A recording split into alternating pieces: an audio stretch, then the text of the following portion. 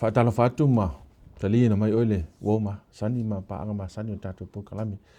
So ina neo tātou purkalama o le Lesona wha moe I lona Lesona na ona whaale o tātou o mai e kwata nei ia kwata lona lua tu sanga lua whelua sumale lua tātou te vi iam whaaftaia le tua. O le avanoa fo iwa toi maua toi whaawa o nei whaasoa ia e pe ona sa motusia. Ona o tulanga o le vavao I tātou whainga malo Amerika Samoa nei ia. E whaamaruru toi fo I tātou paangai ia tunuu e fia o loo whaapena ona mau mai tātou polkalama le nei.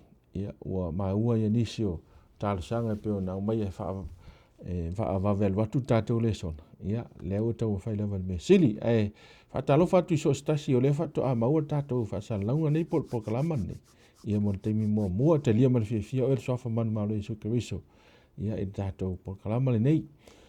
Whaatalo whatu fia ona le tua, whaftai leo sunga utu, whaftai whaono ina lau teimi tā ua. Alo, whapna fo isunga Chris. Alo Chris. Ia, o le a tātou sopolo a tātou whaasoa, o ne uti tātou teimi. O le au whai tātou talo. Whaftai le tua I le avanoe whaasoa I bela o fionga. Whaftai mo le avanoe au ngai fo ima whao ngau mātu tangata whatau waa. Talo I le tua le mafta mai o nganga sa wala whaapitoa e le ngate I la tō loo whaafonga mai mo mai. Ai whape fo I whaasoa au ona ma nei le tua I manino. Ia sili. Ia whaia lau lava whina ngalo. Tusa maua onga o le mātu talo le ala Iesu. Amene. Tato o tua le sona le nei lona whaa. Ia o lo o tato wa aia tua I mata upu ono, fitu, malu, male iwa.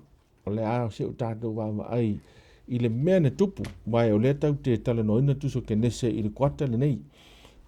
O lo a tato se o tato wa ai ai la I le tūlanga e peona I le lolo. O wa o ta upu e a fo ine e a fi ai I le lolo I a matūlanga na o mai ai pise I o le whaate taunga lava o tātou Lesona. E peona masani ai I waiaso teitasi. Ia o le ase whaate taunga o ia mena tupu. E pei fo I lao nei tātou mau o tūle iai I le mātai o nai luas fuma le whaa lo no whai upe tōru suma le fitu. Le whaapea mai ia no na whaitawina. Ai pei o na pōnoa e whaapea foi pe a sau le atali o le tangata. Ia, tusa o le atau te wa ai le amatanga. Wa tusa ke nesa tusa amatanga. O le fasi whai tau lea.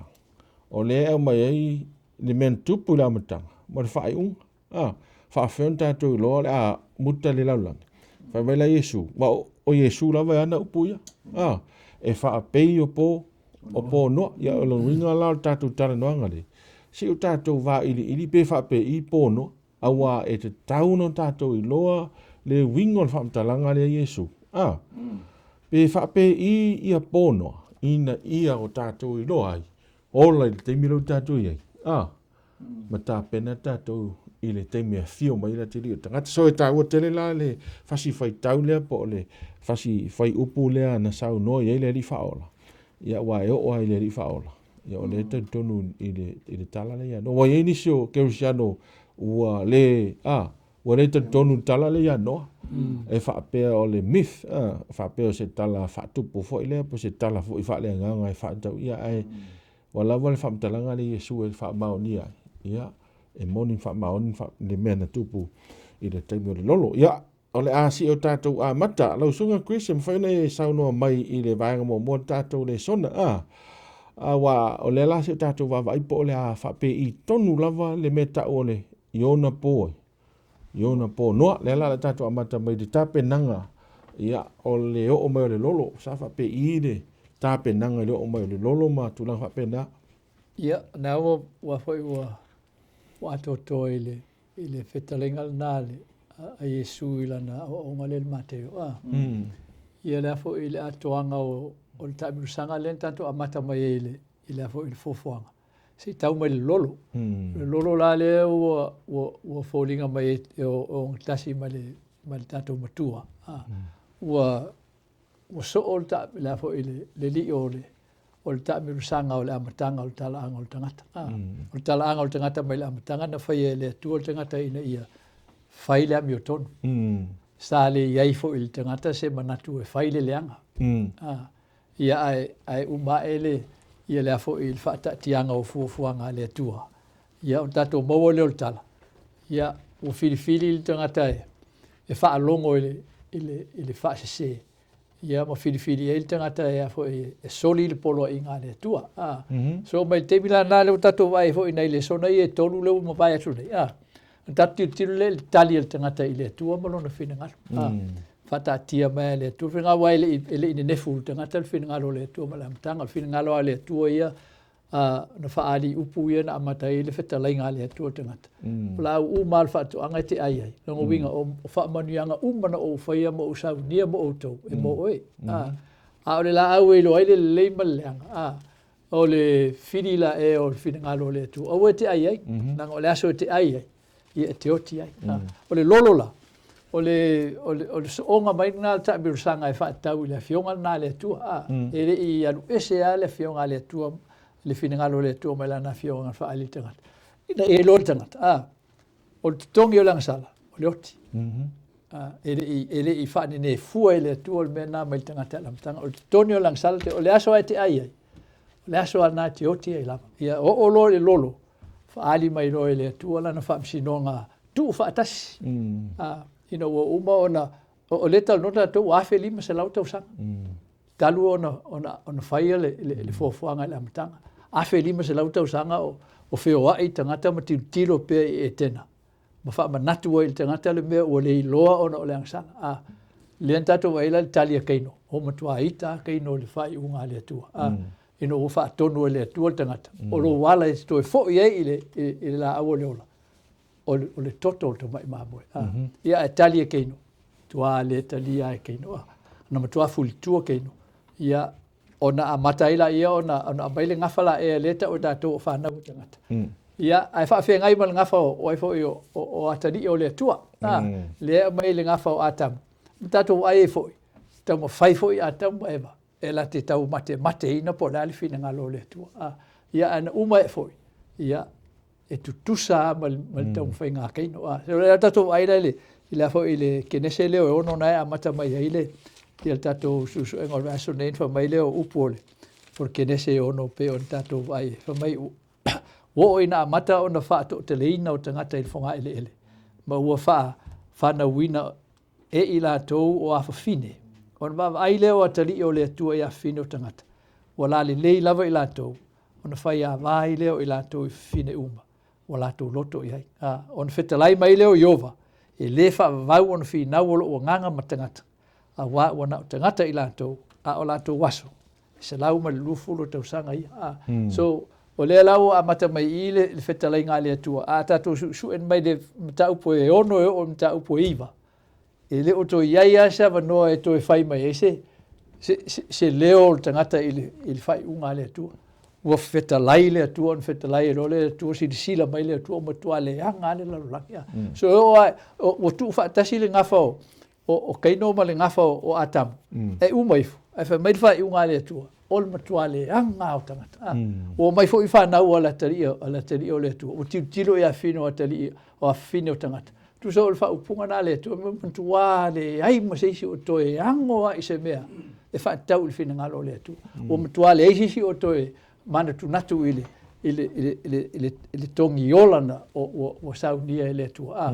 Ia ona ftua mo waila i le fa upu na fa me le sil fanga le tua a wa lo fangia le tua no so ina le fa vai ma i le talango le lolo o le lolo la e lua bena mai le lolo ya tato mo o fa sinonga le tua fa tau le sala le maliu longa lua o le lo fa tu no le tua e ala io na mo pe tato le no e tato te ola le la na ile il tape penganga le tu ele va pena no vale tu va pe ola fa umuti auto de ai a felima se lauta usanga o poroa i le tu tangata ina i ona i loa fo i atu i le tua mal taulanga o toto te mai mamu e fa i loa i lo na fa tu il folanga le tua e tu i momo il tamal fine le ulu la ngata ai tu i momo ngata le muli vai o le tamal fine ai a felima se lauta usanga e umaifu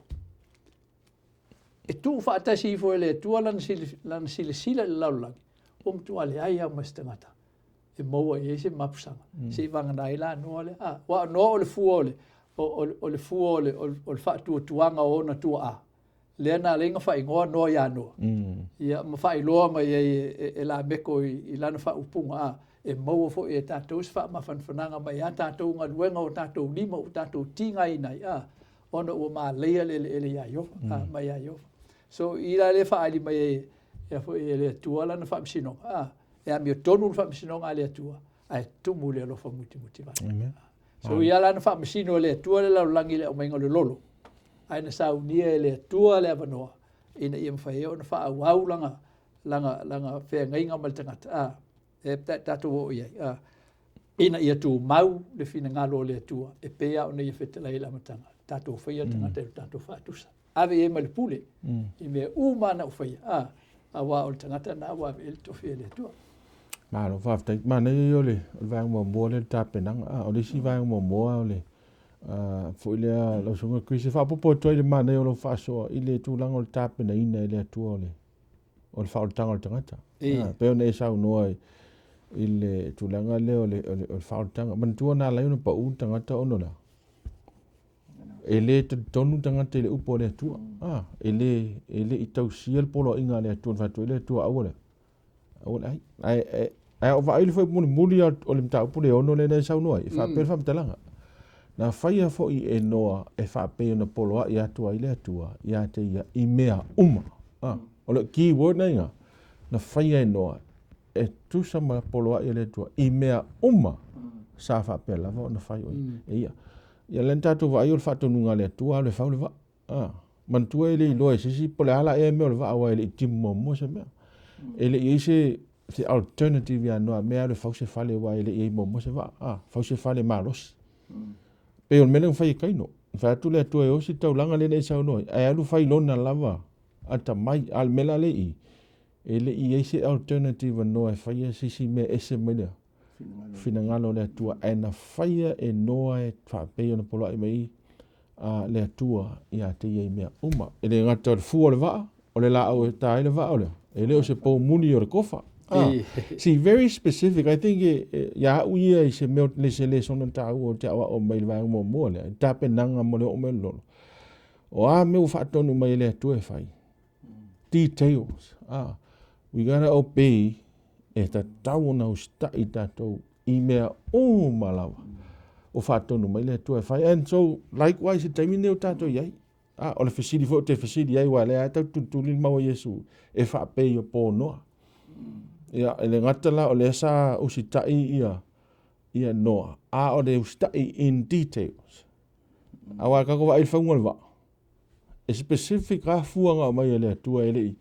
E li eise mea ngā whake le ngoa, pe whala i kiki ngoa. E anu wari unga le lenga le mea ngā o mai e le tua e whau ele wa. E whapena fo i teimine o tātou. E whamata leo i ni mea specific na mai le tua mō tangata o le unga te tauna tā pena i mo le o le fio mai le ri. E te whisili a o e mai tali o e pat o ne umi tātou le sono. Na le o kako details i o le.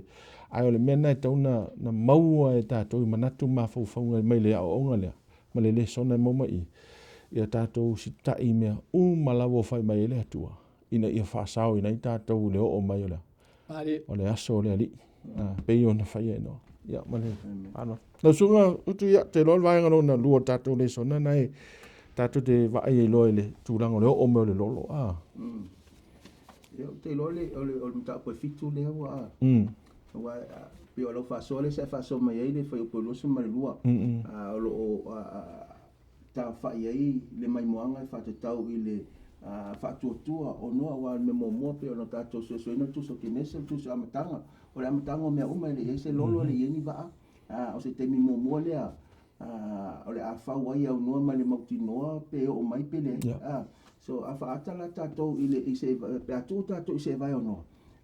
E umai foli tausanga i tasi wa maka ofisi sili maka o whau pe o ngi le sa hospitala i le tua. Mai whapena fo i le so i le alangaina o le whiau ma le laungaina o le toa whio mai o Yesu. Ua loa ma ua leva o na alangaina.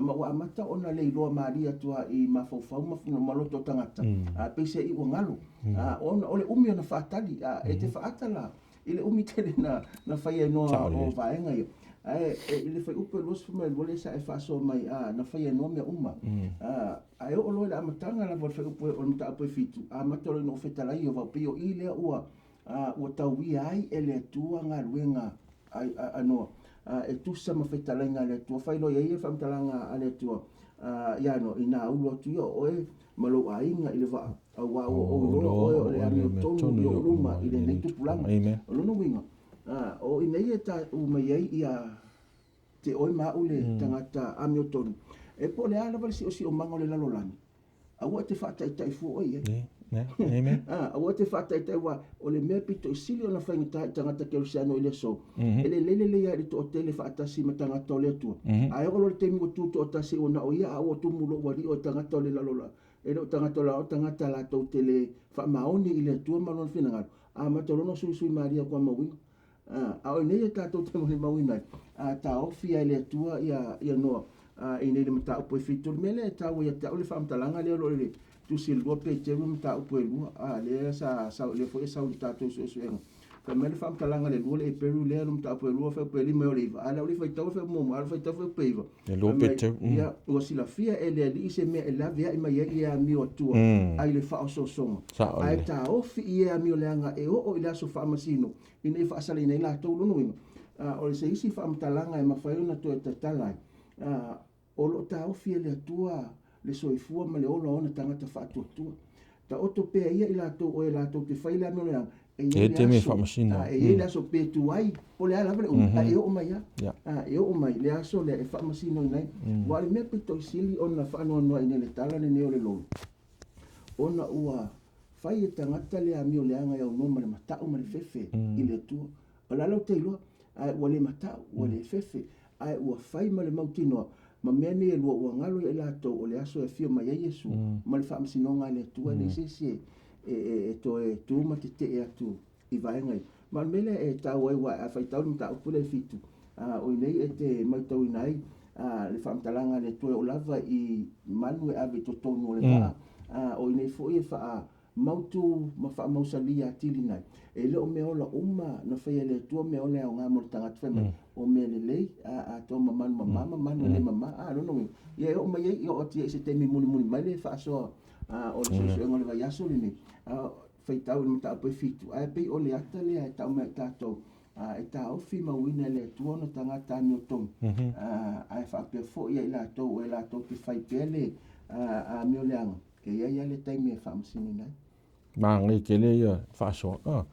Ia ele ngaka I lea o le teimi le o le lolo le teimi na ave ia mea o le tonu.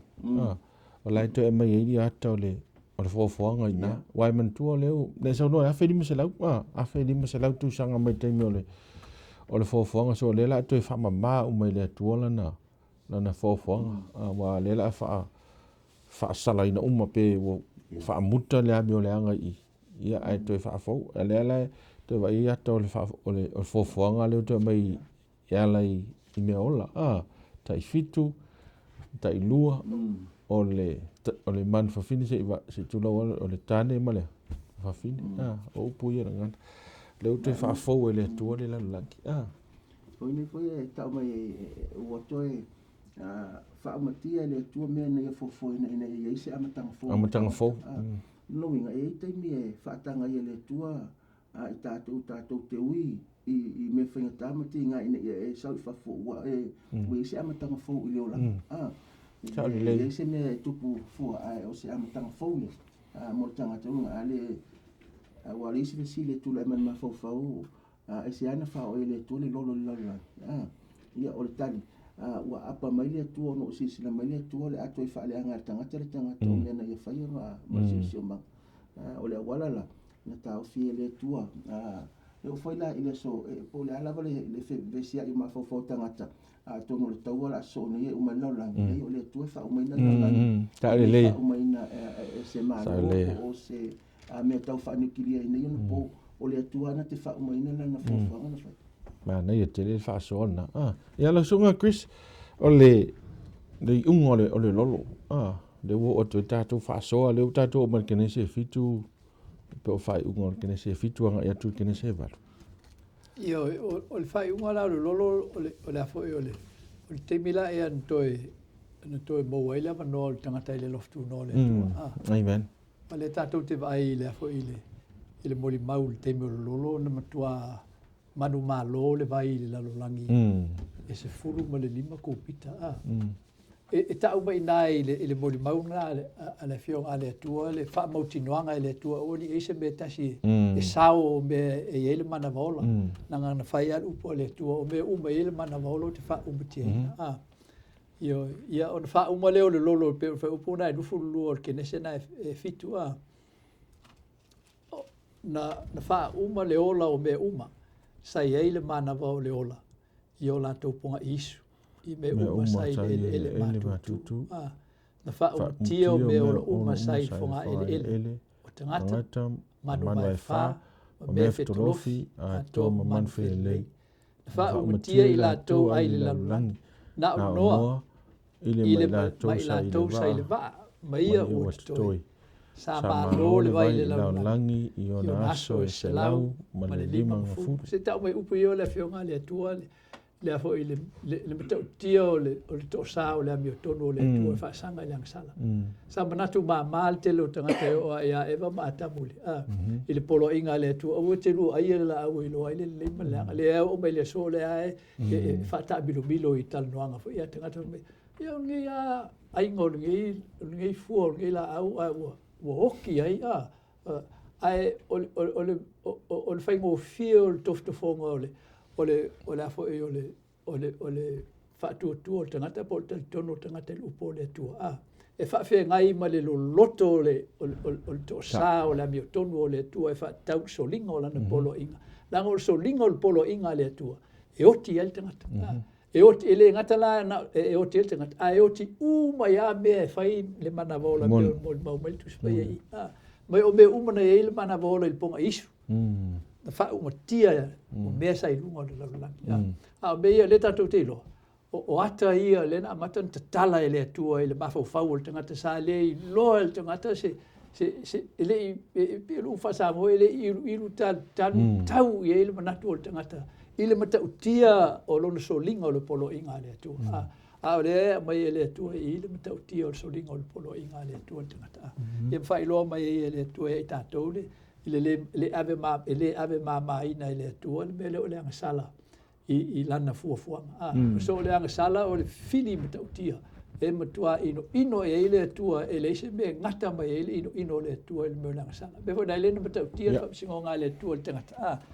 E a foi e tau tala il swafo o yo pe on ta wo fo il sa no ngal fe wa i te lo tanga fo ye a na o la to lo o le ese o le tau lo le i le ola fa le a tu tanga pe e pe o te binae e a foi fa ali e winga fa le a na oilo ya ele se me ngata mai e au tau suanga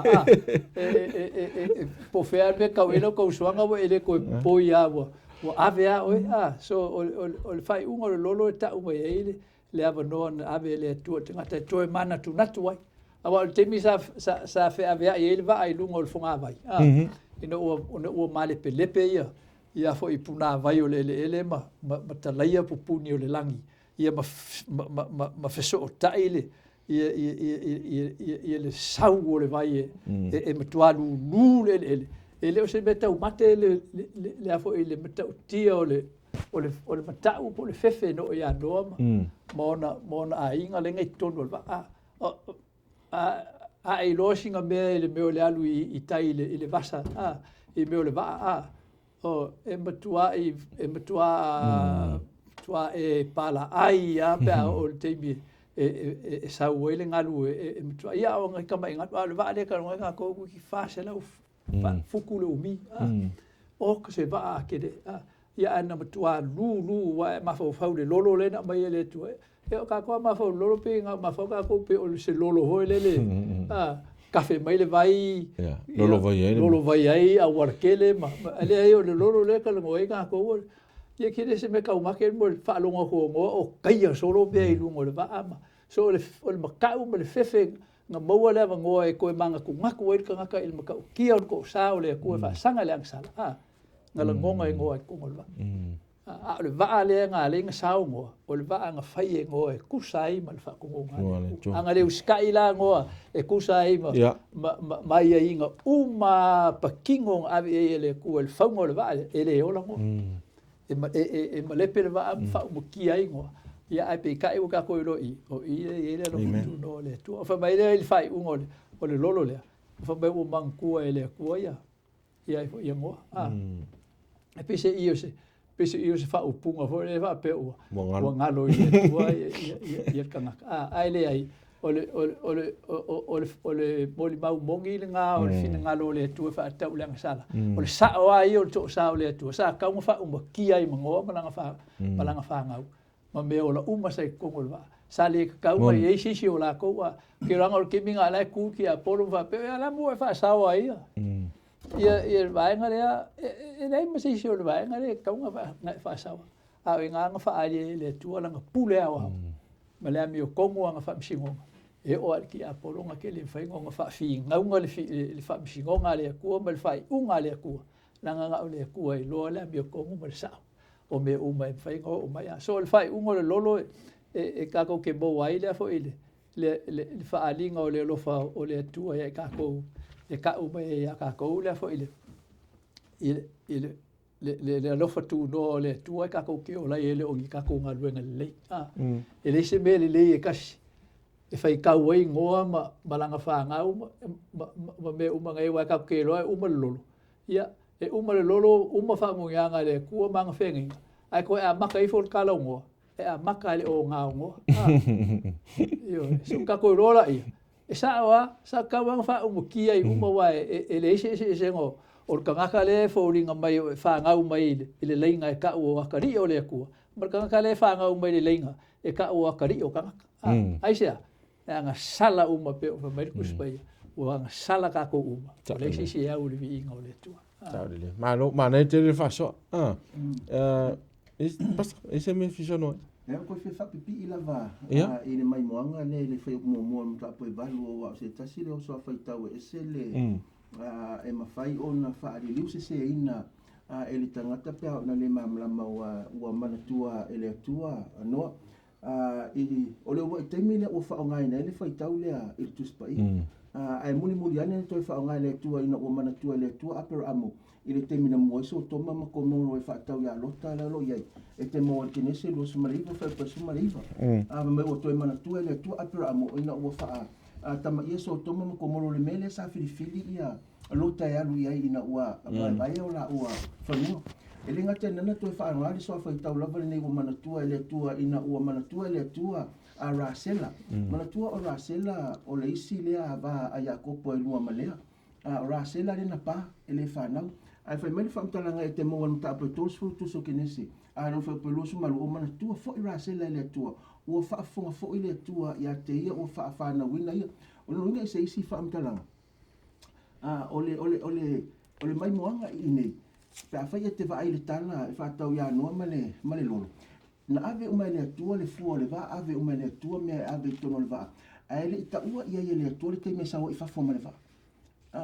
ai e uia ile ai na fai le tiu te male nga luenga no o le fa le o reva sau fa le ai le fai le tua ai le fai la ia nga luenga ai le fetala ile tua ai vai fo i ia rasela ile te mi atua na tatalo ai ia rasela ile tua mo se tama e fa e se le lumu malo na ma ina o fa fonga la le tua fa me fa mtalanga tu spaia ona mana tua lo le tua o rasela ele ngalo le tua ai o le fa manatu martu e fa pe fela mu tato le so e ia te mi tato telefia tatalo e ke le mo ele o sa mo so fika kalo o te mi na si o te mi na to mo to e tatalo le tua wa mata na fa fi mai te apolo lo ngona e fa vai o mai le so tatalo e te mi ma to ele ke fika o feita o tu spaia o te mina lo no tu se pe e ia mai moangai e te tawa na so tai pe ai le tua awa e mana tua e le tua lo tanga te le ngalo le tua ai o lo fa mana tu so i le tua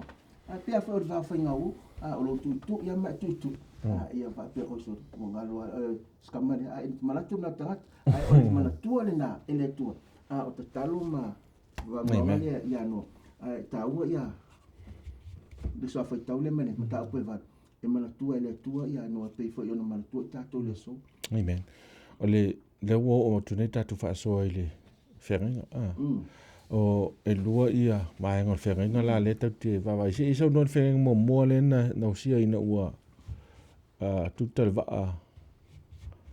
e pato ile pa matu ia vai mo le lo mai te ne se ono fa po suma va vai mo le o le feringa ino fa pe fa talanga ale tua ai o te fa tu mo wina la feringa mo oi e te ulu atu fo ile va o oe ma watali ma la wa va atoa ma va o watali fa tasi ma oe ma le tua le faile le fenga le tua ma no o le savali no le fenga va o no ina fa la ngolango le ulu fa pe atausi le va nga no o le va ngol fenga o le fa tino o le fa wino le va o le va nga na no ai ia faia e le faia la e fa la ngolango i me va ai fa la ngolango no fa tu ile tua ma na fo la le na tausia le la o man ta pe fit fa melo fe tala lo le tua ia o mai lo la melo fa na le o fa tau no le fenga le va nga mo le na e u fa le to ton ai o au i linga po ai inga o le fenga le e fa to a fa ina o uma le lolo ina o uma e te mai wa ina ile kenesem ta pe iva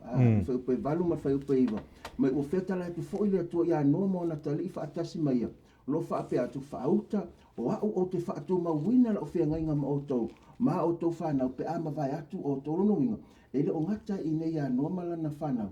Ai whai mai whamtalanga le tua e o e tupulanga le muli mai. O te whatu mawina i le whenga inga le ma o tau. O le memo mua na whai e noa ina waru e se mai manewa. O le whai o le taulanga. E toi ave i tātou i le teima le fofuanga.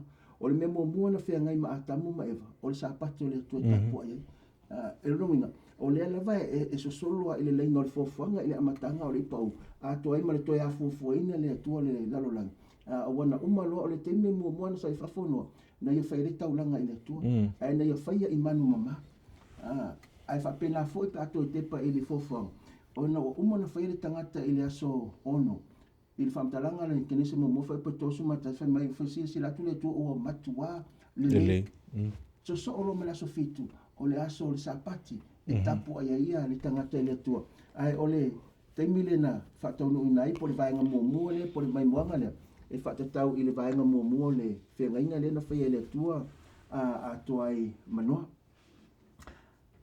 Malo ole vaenga lo lua le fenga inga la songa Chris ia o le vaenga lo lua la le e fa mo mai il tatou tapu le iva ro fe upo e fo e fu mal fitu e fa mai le tua feta la ia tu le tua ia noa o le whai longa le nei o le whenga inga o whātu mawina e au. Ma mea o la uma, o i le laulangi. Vanga la e lua o le whenga inga le atua, o le whenga inga osia le atua, ma ana fuafuanga i le laulangi. E au fia ia mea uma lo iai. E au fia i ma le tangataola, au fia i ma mea o la uma. O le tauto ngā le atua. Mai le teimi na whai le atua, i le fuafuanga mai le amatanga. E whātu mawina le, i le afo i le pule al tangata. Awa na whaia le atua le tangata ilo na whātusa. So le tautonga na le atua le mwhai antua le wese le atua. Tātou e vai nei fo i le whaasolonga o tātou Lesona i alo lumana. I le whaawa uina o vaenga i o le whenga inga le atua. Mau ngā tūpulanga e so o mai pēr uma noa mala na whanau. Ma whanau o noa. Le ala tātou tilo fo i ai le whaasolonga. O le tautonga na le atua. Ina ia whaolaina le tangata. Ai le whaolaina le tangata i niana ngā luenga le lei. Ai whaolaina le tangata i le alofa tūnoa le atua. Le aleina wha mai patino a le atua. O au e whaia le whailonga. O au fo i e whaatu mawina. Whaatu mawina ia le whengainga ma mea o la uma o i le laulangi. So le atua e ana le afo i le pule awa o nā leina whai me uma le amatanga. O le atua fo e le pule awa o whaamisino ngā mi o tonu. E sao ma tonu. E le maua lava i seisi le nā fuafuanga. O le mela e le tawa awa o tātou e le atua nei e tātou iloa. O nā leanga o pe o tā ua mai le amatanga o tātou Lesona. O le mea tātou se ei o tātou fisilingia le fina ngalo whaali o le atua. O le mea fo i lai tātou toi sao ai ma le atua. Pea o tātou whaia pe o na whaia noa. Usu stai me uma na whaatonu mai e le atua tātou te whaia. E au noma se fisili. E au noma se tātou masa o salo. langa o mea na le tupu ia tātou tātou te fisiringi ai le fina ngalo le tua ia ona tātou whilufi sasi ai la ia le o singa o le whenga inga le tua ia ona vaenga ia lua o le vaenga mua le singa whenga inga le tua o le whenga inga patino le tua ma oi po sau noa whetalai sa o mai ale tua le tangata o au le whaia le whenga inga ma oi o e la o la o matua ia ile le whaato nunga e te whaati noa ai lo fina ngalo a e ustai me umo te whatu o e te whaia o lona I unga o le ola. Ai toi masalo mia se vaenga e tasi o sa upo te whatu ia te oe e te whanoa I lo whaale tonu na I le ame o tonu o la ua fionga. Ona ia whaali mea tātou. E le aia singtama I le lei o I tonu o I tātou. E tate fiu e tau sue. E umai alo ola I lo tau whai e tau sue sa umea le lei e watu I lumo o le atua. Lo upo a le atua. Po le ale le lei o le mea te o maia. O le mea ino sia na I lumo o le fina. O le sina whanga le atua. Langa e te le ola I niaunga luenga le lei. E te ola ona le loftu. Noa o le atua. I lea. Le la mai le roma le e ono le. I le whamna tunga nga ia tātou. O Yesu ke riso tātou te moa I le whaoltanga. O le atua ia tō tino na te sau e whai I le whaoltanga mo I tātou. O tātou. Le la wha mai le. Ia le tātou maule I le peteru le lua lo mta upo tolu e wha umaia. Ia le whatusu sanga Yesu le wha mai pei o na pō noa.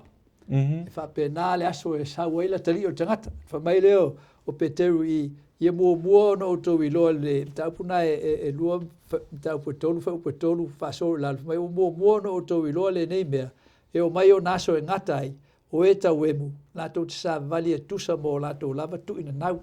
E wha pe mai fo I lato. O feo I eile upu na folfolo I na eilo na fio mai.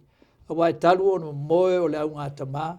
O tutu mau pea o mea uma talu o na wha ato a whaia. A wā lato te mana nao. Ia lilo le nei mea ia te I lato. Sa eile langi talu o na mua. O le lalo langi foi. Na I le moana lea. O wha atu mauina foi I le moana. Ono o le a fio ngā le atua. O ila e wha upo ono. Taso lalu le wha amnatu mai le atua. Le so ta ingo le lolo ma le iunga. On wha maila ia. O lea mea foi. Sa wha umatia I le lalo langi tuai ina o lo fia I le vai. A o le langi nei. Ma le lalo langi I wa tuu ono o lea lama a fionga. Ia tau fia mo le afi. I le aso e wha masino ai. Ma whano ai tangata wha le mata. So le lai wha amnatu mai e apostolo I a tātou. O le tala anga leo le lolo. O tau mawhai tangata I teime o le iunga e wha ngalo ngalo.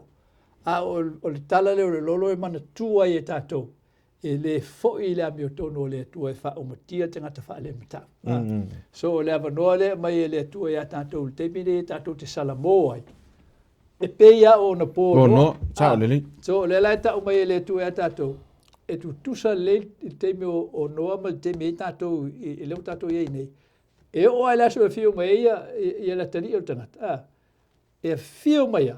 A lai ai tātou te ami o le anga lava. E leisi so tātou o to e mafau faua I se mea le lei. O le mena o le winga nā upo Yesu. E o mai a. E ki ngā anga kua lau o kapungi le whai koa o makua sau le wanga ia. A lai ai e aka mafau faua. A se o le mea ula le mea le koi ngare. E ai loa.